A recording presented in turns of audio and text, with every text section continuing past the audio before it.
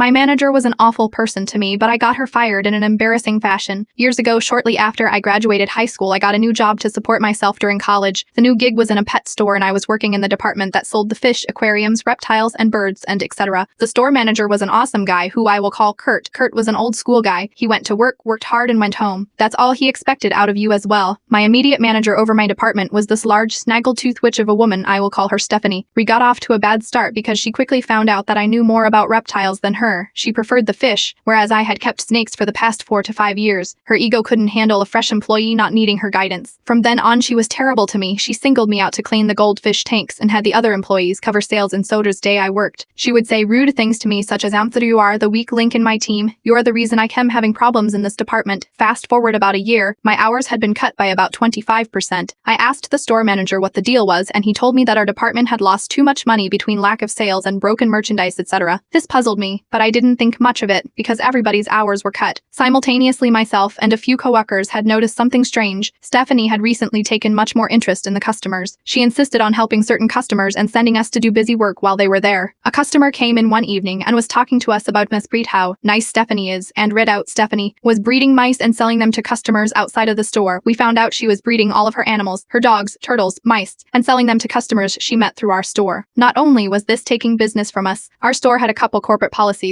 We did not feed nor sell mice as live food for snakes, and we donated a lot of time and money to shelters, and we condemned breeding dogs and cats for sales. Stephanie was making money by selling animals to the customers, all the while her department had hours cut for all of its employees. It didn't quite make sense how this was costing us so much money until one evening I thought I had figured it out. Stephanie was an otherwise lazy woman, but when one of her tour customers came in, she was by their side the whole time. I watched closely as she followed a customer around, helping them pick out a cart full of expensive aquarium decorations and terrarium supplies like lights and bulbs. I followed and wrote down every item she grabbed. I wanted to see where this went. She directed the customer to a register and went to check them out. She's lazy and would never do this for any other customers. I noted the time and went back to work. I later spoke to other cashiers about Stephanie checking customers out, and they said that she only ever rang up certain customers and she acted weird when they did it. They suspected she was abusing coupons for them or applying hefty discounts. I got my coworkers to corroborate my story about the under-the-table animal sales and suspicious behavior, and I went to talk to Kurt. I handed him a paper with about 20 upsus and the time written on it. And I said, Berthard, I think if you look up a transaction from Register 2 at this time last night, you will find a large discount applied to it. These are the items I would expect you to find on that transaction. He was a bit puzzled and I explained everything to him. I told him I didn't want to make any accusations before because I wasn't sure, but after seeing her in action, I was pretty sure something was going on. He thanked me and assured me he would look into it. A couple weeks later, I was at work and I noticed Kurt was standing near the door watching closely. It just so happened Stephanie was coming in for her shift right about that time. The second she walked through the door, he called her over to his office. Fraternally waiting in his office was a regional manager from corporate.